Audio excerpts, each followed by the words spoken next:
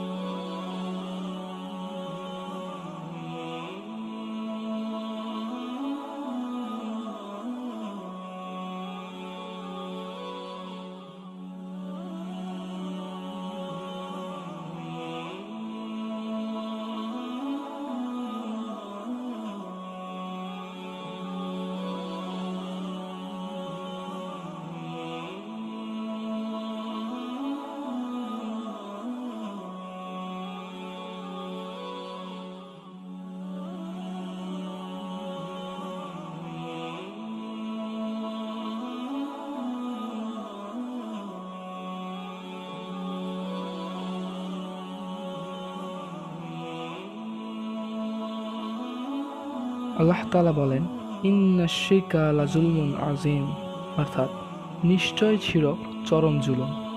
আপনি এখানে আল্লাহ তাআলাকে নিজের প্রেমিকা, মা, বন্ধু, বস্তুর সাথে তুলনা করছেন, আর আল্লাহ তাআলা আপনাকে মাফ করে দেবে। এত সহজ না। তওবা করে আল্লাহ তাআলার কাছে মাপ চান। আল্লাহ তাআলা আমাদের মনে গজল ও কোরআন তেলাওয়াতের প্রতি ভালোবাসা সৃষ্টি করে দিন। আমিন।